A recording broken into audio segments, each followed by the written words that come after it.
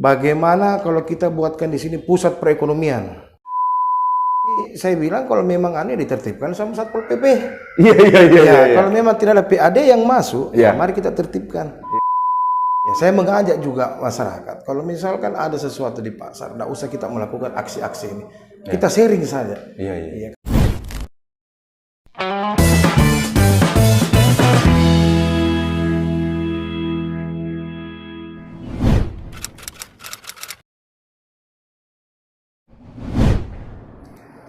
Assalamualaikum warahmatullahi wabarakatuh. Waalaikumsalam warahmatullahi wabarakatuh.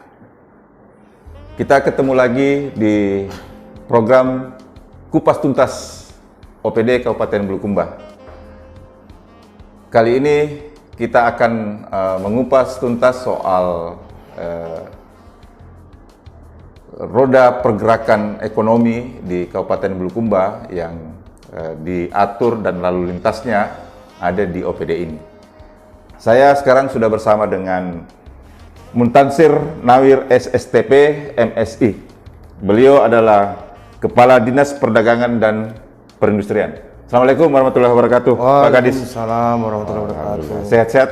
Sehat-sehat. Alhamdulillah, itu yang penting, Pak. Saya izin buka masker. Silakan. Pak Kadis, di Medium TV ini kan ada program Kupas Tuntas OPD. Maksudnya itu kita coba menyajikan ke masyarakat apa program dan targetnya khususnya di Dinas Perdagangan dan Perindustrian.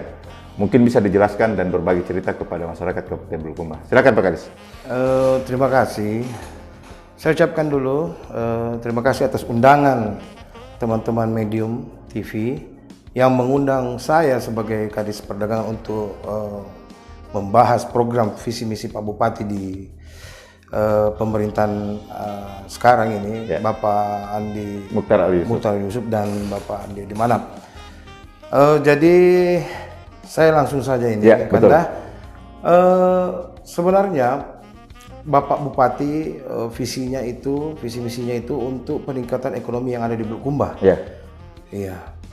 Saya memang sangat tertarik dan tertantang sebagai Kadis Perdagangan dan Perindustrian karena beliau pada waktu masa monitoring semua kegiatan-kegiatan perekonomian yang ada di Kabupaten Bulukumba ini, dia melihat memang kondisi perekonomian kita yang sangat kritis begitu. Dengan niat Bapak Bupati dan Bapak Wakil Bupati untuk meningkatkan perekonomian yang ada di Kabupaten Bulukumba, khususnya pada masyarakat, beliau mengetahui bahwa potensi kita ini sangat besar. Iya, potensi sangat besar, yang mana jual beli sebenarnya yang ada di kabupaten kita ini, kota kita ini, kota penyangga selatan-selatan. Betul. Iya, yang mana kita bisa menyangga di Kabupaten Sinjai, Bantaeng, Selayar, itu pun juga bisa masuk ke Jeneponto. Betul. Iya, jadi beliau memikirkan suatu ide yang dituangkan dalam visi misi itu, bagaimana kalau kita buatkan di sini pusat perekonomian. Yang cerdas itu. Iya, jadi dalam bentuk apa itu Pak Kadis? Ya, makanya kami kemarin diarahkan melalui visi misinya itu kita bagaimana pertama mega proyek beliau itu pembangunan pasar. Pembangunan pasar sentral. Yang ada sekarang. Yang ada sekarang. Kita ketahui sudah berapa lama ini pasar sejak dibangun, dipindahkan dari pasar yang lama ke pasar baru ini tidak pernah tersentuh, tidak pernah direhab. Kurang lebih 30 tahun lebih ya? Kurang lebih. Jadi saya sangat mensupport juga keinginan beliau bahwa saya harus mengupayakan bagaimana kegiatan ini bisa diwujudkan. Apa keinginan Pak Bupati di pasar sentral? Mau diapakan pasar sentral sampai pemikirannya untuk menjadi pusat sentral selatan-selatan? Jadi ini simpel saja sebenarnya. Beliau itu menginginkan seperti yang ada di ibu kota, seperti kayak pasar-pasar di Tanah Abang. Jadi di situ pusat-pusat grosir, selain di pasar-pasar basah begitu, tempat-tempat pasar basah. Jadi ada tempat-tempat yang memang bisa menjual, pedagang mengambil barang di situ dengan harga yang di bawah standar harga biasanya. Betul, Terus betul. dia akan mendistribusikan di kabupaten masing-masing. Jadi rencananya ini pasar sentral akan dibongkar dan dibangun pasar ya menjadi pasar megah lah mungkin ya, eksklusif di sana, dan itu menjadi kayak ya kalau pikiran kita Tanah Abang berarti grosir-grosir di situ semua numpuk ya. Ya. Berarti dampaknya bahwa belanja itu langsung dari luar provinsi ya, bisa dari Surabaya langsung ke sini apa segala macam. Wah, luar biasa, luar biasa. Ya, jadi ceritanya mau dibongkar, mau dijadikan berapa lantai di sana? Ini kemarin sebenarnya kita sudah mengekspos secara intern ke dalam.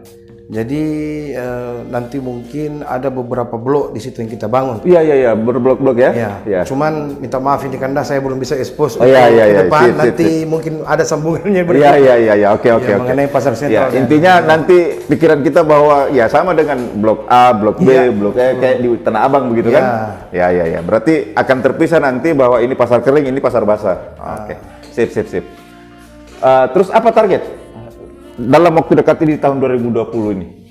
Targetnya tahun 2020. 21 ini. 2021 ini karena ini kebetulan APBD kita sudah diketuk. Dan kita ketahui semua mungkin bukan cuma di Bulukumba, semua di se-Indonesia ini kan anggaran direfocusing. Iya betul. Kena refocusing ini ya. Makanya kami di perdagangan ini memaksimalkan untuk bagaimana peningkatan ekonomi di masyarakat, terkhusus untuk di bagian industri bantuan sosial. Jadi kami ini ada 2 kementerian, ada 2 yang kami punya urusan, yaitu perdagangan dan perindustrian. Iya, kalau peningkatan ekonomi di perdagangan, industrinya itu membantu bagaimana IKM, industri kecil menengah kita, bagaimana supaya dia bisa berkembang. Iya. IKM ya? IKM, industri kecil menengah. Oh, industri kecil menengah. Iya. Terus. Karena sebenarnya banyak potensi kita, industri kita yang tidak tersentuh dalam artian mungkin masih ada pembinaan, pengelolaan atau peningkatan SDM untuk para pelaku IKM ini. Iya, makanya kami berserta teman-teman yang ada di industri itu turun ke tiap-tiap IKM ini, pelaku IKM ini. Mungkin ada beberapa yang mungkin ada bisa kami bantukan, yang kami kondisikan dengan anggaran-anggaran kami di OPD kami berupa alat-alat. Kita bisa serahkan tergantung dengan proposal yang dimasukkan ke kami, ke perdagangan. Ke dinas perdagangan. Wah, mantap. Oke, Pak Kadis. Kalau tidak salah beberapa bulan yang lalu ada surat edaran atau surat apa namanya dikeluarkan oleh Pak Kadis soal bongkar muat. Nah ini kan masih banyak mungkin yang tidak paham ini. Bongkar muat itu harusnya dilaksanakan di mana dan jam berapa mulainya sampai jam berapa? Nah gitu. Silakan Pak Kadis, bisa dijelaskan ke. Terima kasih. Ini juga terus terang yang kami hadapi ini. Jadi ini sebenarnya kita tidak istilahkan ke bongkar ini.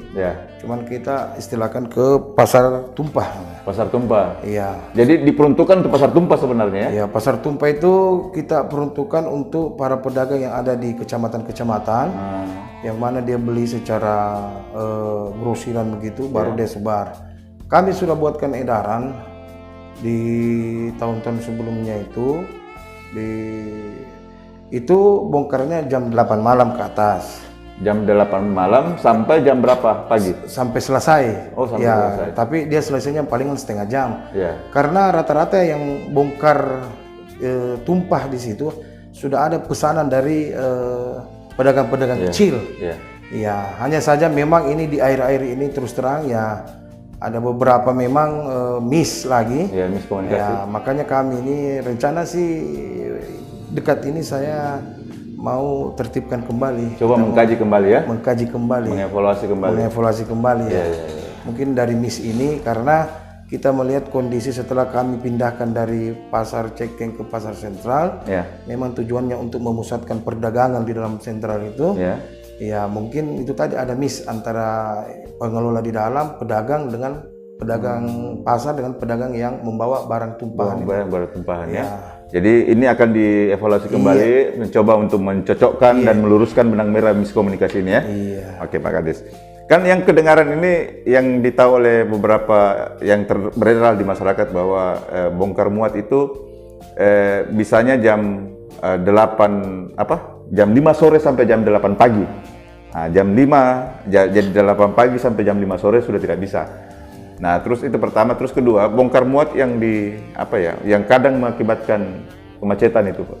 Di jalur 2 ini, di toko-toko besar itu. Nah, itu juga bagaimana itu Pak Kadis? Coba. Jadi begini, untuk bongkar muat yang ada di luar dari pasar itu kewenangan Bapenda yang mengurusi. Jadi ada memang petugas-petugas Bapenda. Kalau memang Bapenda penyerahan kewenangan kemarin tidak dengan bongkar muat yang ada di toko-toko. Iya, jadi bongkar muatnya khusus di dalam pasar saja. Khusus dalam pasar saja yang perdagangan ya? Iya. Terus bagaimana jam yang tadi saya sebutkan itu? Jadi kalau untuk ini kami akan mengevaluasi kembali dan mengkaji kembali secepat ini. Secepat ini ya? Dalam waktu dekat ini pasti? Dalam dekat ini. Mantap Pak Kadis. Iya. Pak Kadis, minum susu dulu, kopi susu dulu Pak Kadis. Siap. Biar santai. Silakan.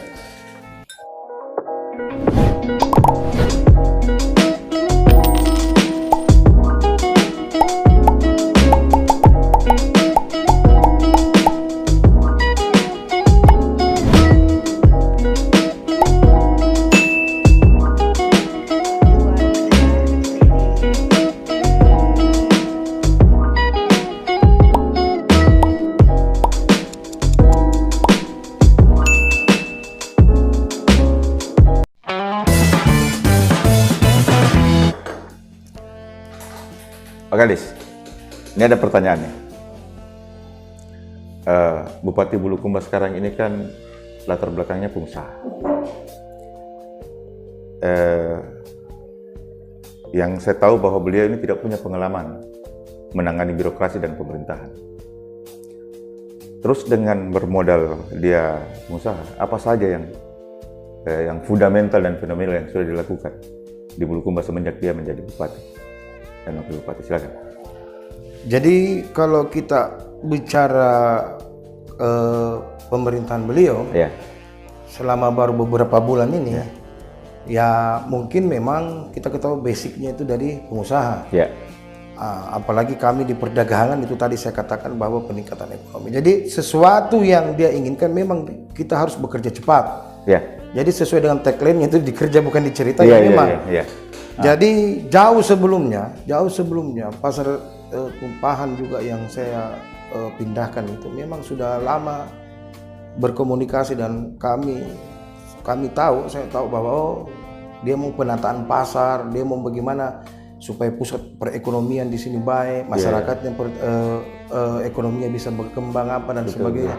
Itu sudah saya pelajari, khususnya saya pribadi pelajari bahwa memang basicnya beliau ini pengusaha, makanya kami ini untuk pemerintahannya ya apa yang dia minta sesuai dengan regulasi ya kami jalankan, dikerja tidak dicerita.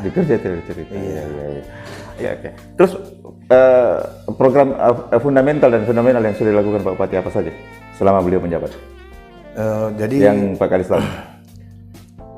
Kalau mungkin di saya ini, tadi saya katakan bahwa untuk pembangunan mega proyek yang beliau inginkan, yang dituangkan dalam visi misi itu, secara administrasi dan ininya sebenarnya kami sudah siapkan semua. Sudah siapkan ya? Iya. Kira-kira kapan bisa dieksekusi nih? Rencananya untuk administrasinya dan yang lain-lain tahun ini. Untuk pekerjaan fisiknya tahun depan. Iya. Oke, mudah-mudahan Bulukumba sudah bisa merasakan. Insya Allah. Amin. Oke. Pak Kadis, kan tadi sudah disinggung, Pak Bupati ini kan mengusung tagline dengan dikerja bukan dicerita. Bagaimana pendapat dan pemahamannya Pak Kadis soal itu? Ya, jadi kalau tagline beliau dikerja bukan dicerita dan sekarang ada tagline baru lagi We Love Bulukumba. Kalau saya enjoy saja. Iya. Karena dikerja ya memang kita bekerja. Mungkin selama ini kita kebiasaan dengan zona nyaman.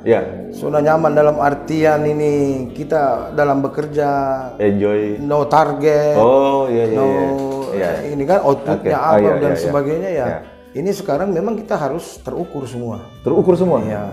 Jadi saya juga salut dengan adanya sedikit mungkin yang saya katakan dari basic pengusahaan ini dia masukkan dalam sistem pemerintahan, karena memang kita dituntut keahlian, dituntut segala-galanya. Disitulah dilihat kemampuan kita. Ya, betul. Tapi kan DPR, teman-teman di DPR bilang, jangan dikerja dulu bos, dicerita dulu di sini. Kita bahas dulu bos, baru kok kerja. Bagaimana itu pendapatnya Pak Kadis?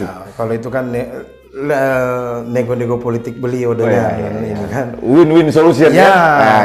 Win-win solution antara eksekutif, top leader eksekutif dengan karena tidak bisa dipisahkan antara eksekutif dan legislatif. Sependapat. Nah, ada pertanyaan selanjutnya ini Pak Kadis. Pertanyaan-pertanyaan ini kita kumpulkan dari beberapa elemen.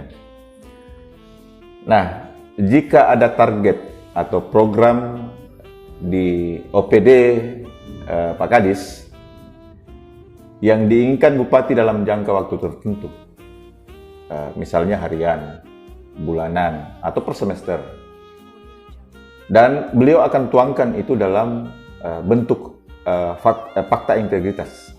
Bagaimana kesiapan dan kesanggupan Pak Kadis? Silakan. Kalau itu, memang kami sudah merubah pola sistem kinerja kami. Ya. Jadi sebenarnya kalau itu termasuk PAD kami itu saya sudah laporkan per hari, per minggu, per bulan. Iya, saya sudah laporkan. Tapi memang kondisi PAD kita yang ada ini memang ya bagaimana ya? Karena kita tahu kondisi niat jual beli masyarakat juga di pasar itu agak naik turun begitu ya. Jadi fluktuasinya tidak Jadi saya juga laporkan ke pimpinan ya sesuai dengan kemampuan maksimal ya. Saya sudah sampaikan ke teman-teman kolektor di bawah, penanggung jawab yang ada di kecamatan bahwa maksimalkan target yang sudah diberikan. Karena kami diberikan target oleh Bapenda sekitar 4M lebih. Kita sudah bagi habis itu, tapi dalam anunya di lapangan ya kondisinya memang begitu. Ya kadang-kadang ada beberapa seperti contoh di pasar sentral ada yang tidak menjual mungkin karena efek dari COVID. Makanya kami tidak bisa melihat retribusi. Pengaruh pandemi ini ya. Pengaruh pandemi, terus masyarakat juga yang kurang niat belinya untuk sementara. Kemarin tahun-tahun kemarin juga. Ya, jadi kita berupaya memaksimal karena kalau dituangkan di fakta integritas, kalau saya pribadi saya siap. Saya siap. Tanggung jawab saya siap. Sip. Dari 4 miliar berapa persen yang sudah dicapai Pak Kadis? Ini target sekitar ya terus terang ya, karena tadi saya katakan masih hampir 50% dari target yang belum cukup 50%. Belum cukup ini. Tapi kan masih ada waktu untuk mengenjot ini. Cuman saya minta juga kami dilengkapi dengan beberapa sarana dan prasarana kami. Itu tuh. Apa itu coba? Coba seperti kayak SDM saya. Jadi saya terus terang ya mungkin juga kalau mau dikatakan curhat sedikit. Tidak ada masalah ya. Beberapa SDM dari pemindahan pengelolaan PAD pasar dari Bapenda ke kami tahun 2019 itu kan saya dilantik itu tanggal 9 bulan 9 2019. Jadi efektifnya itu saya bekerja di 2020 lah. 2020. Efektif itu. Efektif ya. SDM tidak ada yang ikut. SDM tidak ada yang ikut. Jadi untuk yang mengelola memanage itu PAD itu tidak ada. Jadi ceritanya kami belajar dari nol. Khusus untuk pendapatan. Khusus untuk PAD. Makanya ya teman-teman yang tadinya memang di perdagangan urusannya untuk pembangunan fisik saja diberikan kewenangan untuk mengelola PAD itu semacam kaget kemarin. Apalagi kami dihadapkan dengan pandemi, kami sudah memaksimalkan tahun 2020 kena pandemi, makanya dia itu juga naik turun. Dan satu-satunya kemarin yang memungut retribusi PAD pada pandemi tahun 2020 kami perdagangan masih tetap menarik retribusi dan terus terang kami punya kolektor itu di pasar tidak diberikan APD Oh. Iya, jadi masker ya bantuannya seadanya. Kemarin sempat juga diberikan bantuan dari Dinas Tenaga Kerja, masker ya itu aja yang dia ganti-ganti. Dan kami yang menarik retribusi pada tahun 2020 beberapa bulan, semua itu tutup. Betul. Sedangkan kami selalu dikejar mana target ya. Iya. Jadi intinya bahwa semoga ke depan ini pemerintahan yang ada sekarang ini bisa mengetahui bahwa butuh SDM yang mumpuni. Saya sudah sampaikan juga sama beliau. Iya. Beliau juga respon dia. Sebelum terakhir ini, Pak Kadis, kan di lapangan ini kadang tumpang tindih soal wilayah pemungutan retribusi, ya. Kalau pasar kan jelas perdagangan. Nah, tapi saya dengar-dengar itu ada entah pasar ke apakah namanya itu yang di Labuan Korong, yang nanti subuh. Ya, jam-jam 5 apa segala macam. Investigasi yang kami dapatkan, yang pungut retribusi itu di situ siapa sih sebenarnya? Perdagangan kah, koperasi kah, Bapenda kah? Siapa sebenarnya di situ yang tangan itu? Yang di Labuan Korong itu kan bongkaran ikan. Ya. Tapi kan kita bisa lihat itu subuh itu, kayak pasar begitu. Jadi transaksi jual beli ya, juga. Betul. Sebenarnya karena itu pasar ikan yang ada di situ. Ya. Sebenarnya kami sudah koordinasi dengan teman yang di Dinas Perikanan, tapi Dinas Perikanan juga tidak merasa memungut di situ. Kami juga tidak diberikan kewenangan karena itu bukan pasar. Iya. Jadi kami sudah Bapenda juga, mungkin bisa Bapenda juga yang bisa memungut. Tapi sampai hari ini belum merasa juga. Iya, belum merasa juga. Jadi saya bilang kalau memang aneh ditertibkan sama Satpol PP. Iya. Kalau memang tidak ada PAD yang masuk, mari kita tertibkan. Iya. Apalagi dia sudah mengganggu. Iya. Sangat mengganggu. Jadi saya katakan bahwa kewenangan yang diberikan kami yang khusus pasar. Iya, khusus pasar. Jadi sampai hari ini belum ada yang jelas siapa yang memungut retribusi di situ tuh. Iya, belum ada. Karena itu bukan pasar. Bukan pasar? Iya, cuman itu tempat persinggahan kapal pada waktu musim barat atau timur. Dia membongkar, kebetulan ada pabrik es. Setelah itu dia membongkar, awalnya ada yang membeli, akhirnya banyak. Sebelum dibawa menggunakan mobil pickup dijual ke daerah-daerah lain. Akhirnya kemacetan timbul, akhirnya seolah-olah dia kira pasar lagi. Iya, kan saya berapa kali sih setiap subuh dan hampir setiap hari di situ. Situ jadi kerumunan pembeli. Jadi kayak pasar dulu ada transaksi apa segala macam.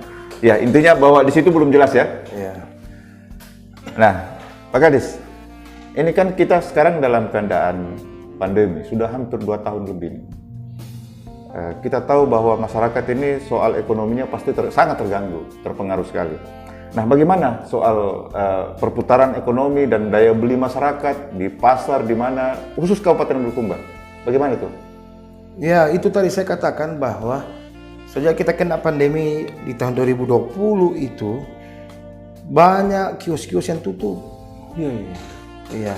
Sangat kencang ya pengaruhnya. Mempengaruhi karena di pasar itu banyak kios-kios yang tutup ya? Banyak kios di pasar, khususnya pasar sentral. Dan kemarin pemerintahan itu memberikan kebijakan bahwa penutupan atau pembatasan pengoperasian pasar. Ya, itu juga yang mempengaruhi PAD kami. Iya.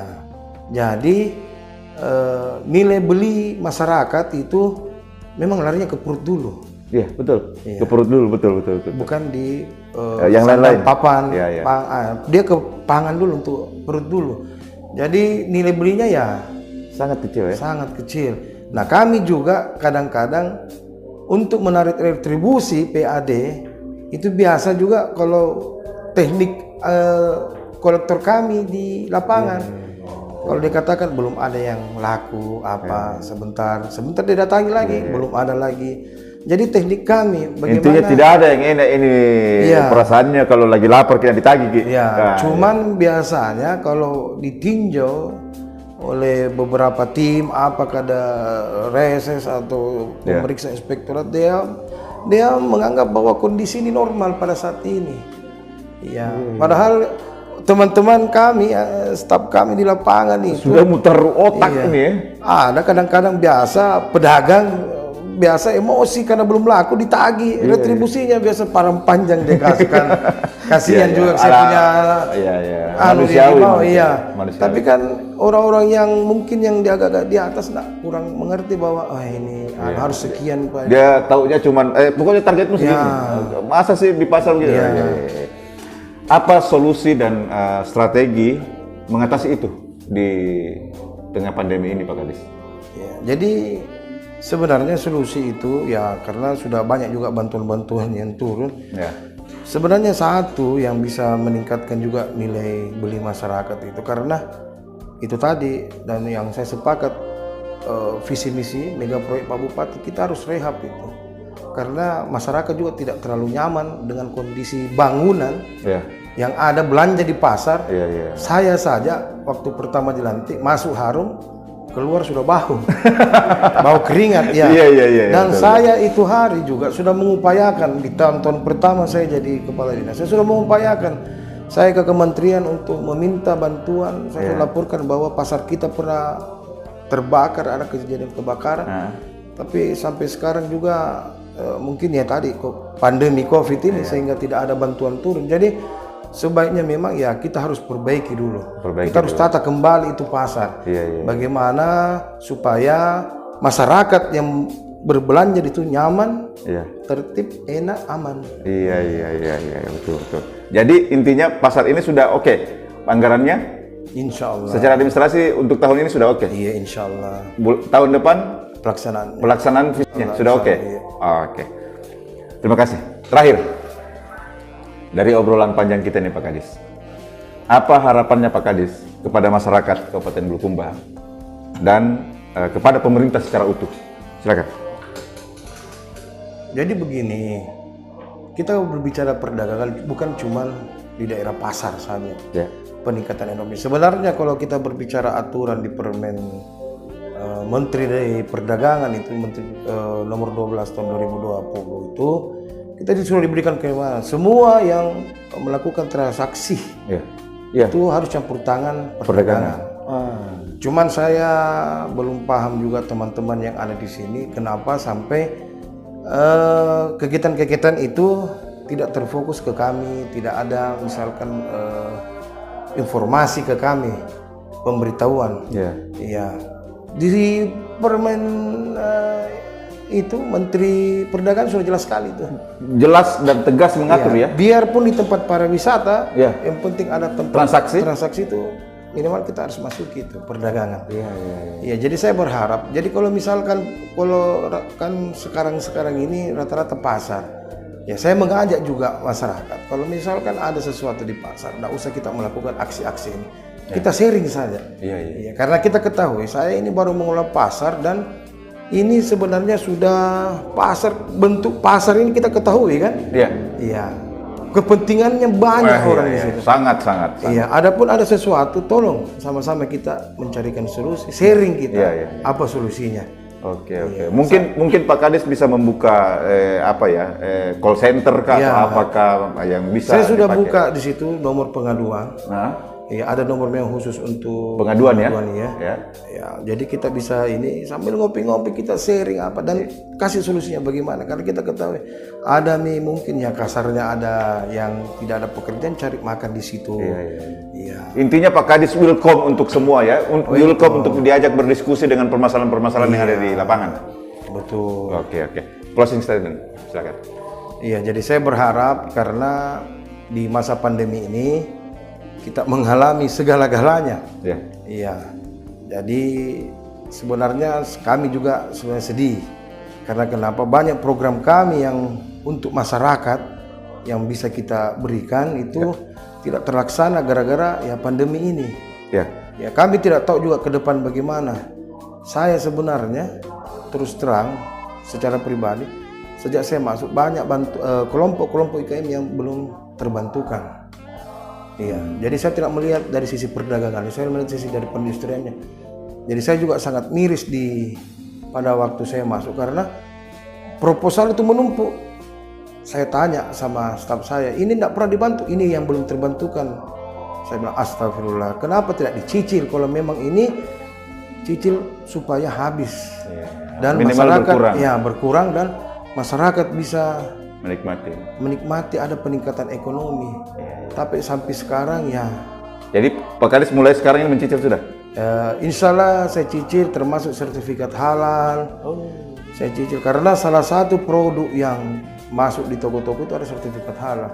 Dan alhamdulillah saya tambah juga sedikit, kami sudah mempromosikan produk-produk yang kami anggap bisa, yang sesuai dengan SOP standarnya.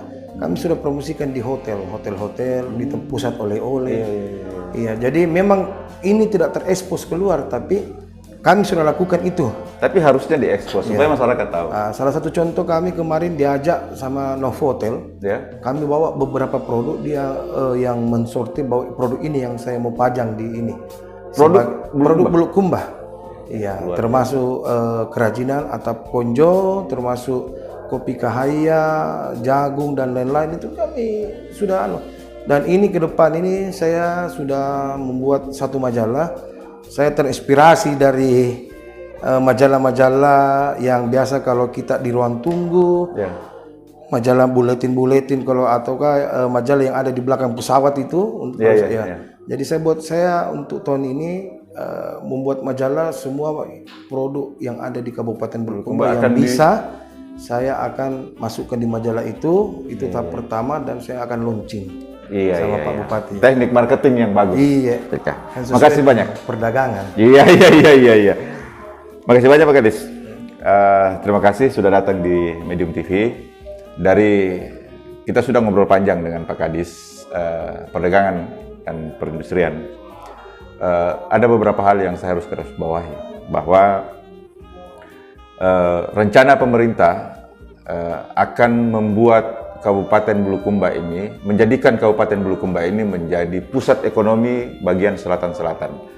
Dan akan dibangun pasar sentral yang eksklusif, megah di pasar sentral sana, dan akan dipisahkan antara pasar kering dan pasar basah. Kedua, ternyata Pak Kadis ini welcome. Silahkan menghubungi beliau ketika ada persoalan-persoalan di pasar, persoalan-persoalan ekonomi yang menyangkut perdagangan. Beliau siap ngopi-ngopi, ya, ngobrol ngopi-ngopi seperti ini untuk mencari solusi. Terima kasih, kita akan ketemu pada OPD yang berbeda dengan waktu yang berbeda. Assalamualaikum warahmatullahi wabarakatuh.